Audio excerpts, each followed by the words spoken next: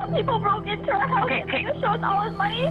It's the craziest story I've ever covered, I've ever heard of. The fact that it's true, you know, I would say it's wilder than fiction. You know, it's a Hollywood script. Wow. But you know, we always have to remember that it's a tragedy and it's a It murder. really is. Yeah. It really is. And we hear directly from Jennifer in the documentary through the police interviews. My mom screamed. I yelled out for her. You know, and one part I found, and she grew up in Scarborough, Markham area, and we're going to get into the fact that, I mean, this young lady lied to her parents and tricked her parents into believing a lot of things about her. But I thought it was interesting that when she was telling the cops, and it is really that stereotypical thing that when people are lying and trying to make up a story about something that happened to them, she goes, oh, a guy with dreadlocks did it, a black guy, he had a Jamaican accent. She was such a sophisticated liar, but that is such an old cliche. You'd think that she would come up with something better. How do you think she was able to fool her parents for years, saying that she was an A student, she's graduated, she's going to university? This web of lies just built up around this young lady before and leading up to this awful grisly murder. Yeah, I mean, there's been lots of cliche words to use to describe her. You know, she's a narcissist, she's a fantasist, but one thing's for sure is she's very confident, and she's a very good liar. I said whatever I could to help. She's so confident that she thought she could pull the wool over everyone's eyes. The police, the judge, the jury, you know, all the lawyers, and in many ways it worked, because if you watch her first interrogation video, you guys laid that out in the falls doc, for it. right? Yeah. You see that as part of the narrative of the documentary. But Paul, we hear from her friends about her home life, and they shed the light on the motivation behind her arranging to have her parents murdered. What did we learn about the dynamics of the Pan family? Well, the Pan family, they're boat people. And so I can relate to that. My parents are boat people, refugees who came from Vietnam to Canada. And I think there's a lot of emphasis placed on how much pressure, especially if you're second generation born here, that you get from your parents. And you know, it's kind of that immigrant story. You gotta succeed. Right? The immigrant mindset, but because they risk their lives, you know, escaping by sea to come here.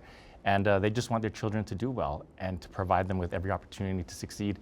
And I think, especially with the mental health, wasn't much talked about back then. Yes, it's not as understood. With the pressures of that and what could come from that. Exactly, and I think, and mental health is actually a very taboo subject in the Asian communities, especially amongst the Vietnamese. Communities, yeah. So it's not really widely talked about, and I think that, you know, under that immense pressure, it led her to do. How do you think viewers then will feel about Jennifer after watching your doc? It's interesting that we're covering it now. A lot of people say, why now?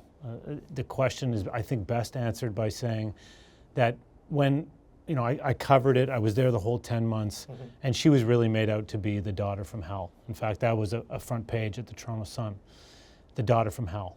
Now, with a bit of time, we can look back and see it's maybe a bit more of a nuanced story, and that it's more complex. Yeah. It is a complex story. It's very complex, and so I think that's a really important thing to remember, and I think hopefully the conversation will revolve around that. Now, you can definitely think she's evil, or you can think that she's hard done by, and so as a reporter, do you leave that up to the viewer? I do my best. Yeah. To leave that up to the viewer to decide after you lay it all out for them. The interrogation techniques play a big part of this story, and that's what we hear the most. We hear her in her own voice saying what happened that night.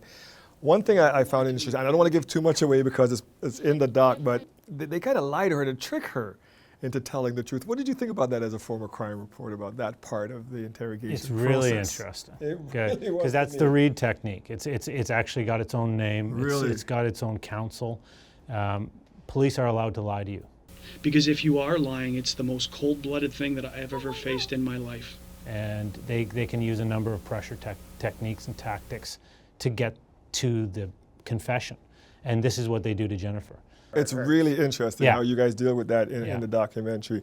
And Paul, being a member of the community, you know, I like the way that you guys built up to the crescendo with her father. This father who really wanted her daughter to be a success, but he survived that shooting. Did you attempt to speak with him? And were you the one who, or her brother, or were you the one who was able to try to get into the community, to try to get people to talk? Because, you know, they might not have wanted to talk about this. How did you Absolutely. do that? Well, the director, Jenny Popowell, she reached out to me 2 years ago. and to help them get access to the Vietnamese community. And I've been volunteering in that community for many years now, and built up sort of trust, and I'm very familiar with a lot of people. And full disclosure, when I would be looking for things in the Vietnamese community, this would be one of the people I would call to for many, many decades now. But yeah. So surprisingly, I mean, I didn't know Jennifer, but the people I contacted actually knew her directly, and I actually knew them. So one person. That degree of separation. Yes, you knew somebody. Literally Wow. just one person away, and I was very surprised about that. But I think yes, I did. Reach out to the father. We asked for in his interview, but he declined, and we respect that. Of course. But that was a very difficult thing to do. But I knew it needed to be done. How do you think they're going to feel after watching this, though? What do you think? I feel like there may be a difference between some of the older people in the community and some of the younger people in the community, what they take away from this story. In the documentary, it's the detectives that are speaking from their perspective. Yes. So they'll have an accurate account of what went down. And I think it's important that the viewer understands there's two sides to the story, and that it's not a simple thing where you can just get it from a headline. So I hope that they look into it and get into the nuance and the complexities, and then come to their own conclusion.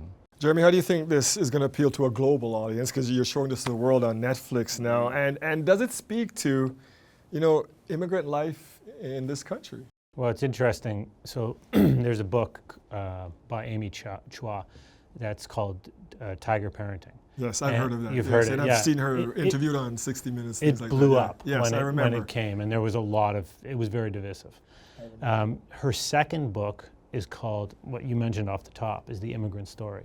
So she changed from whether this is an Asian or Chinese story, this parenting, or if it's just immigrants. I think so. Because, Italians, Jews. Dude, West Indians, Nigerians, I think we all have You come this, to Canada and you I want to sacrificed to get you here. Right? You have to prove. So yeah, you want to do be it. a doctor, a lawyer, or an engineer. It's Yes, the sir. same in this story. And her father, she was scared of blood, so he said a pharmacist. Yes. And so and I think her brother studied engineering too. he's so an engineer. Yeah.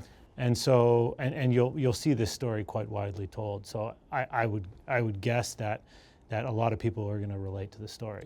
My hope is, I can just relate being a Vietnamese person, second generation, and having pressures from my own parents. And sometimes it hurt me and upset me a lot. Yeah. But I wouldn't resort to something like this. And I just hope that the dialogue can happen and have more healing, and people can come to an understanding and avoid these kinds of situations. Gentlemen, good luck with this Canadian true crime story. You really tell a compelling tale. Yeah, thank you. Thanks, Dwight. Thank you. Nice to see you Thank again, you. man. Yeah. Thank you.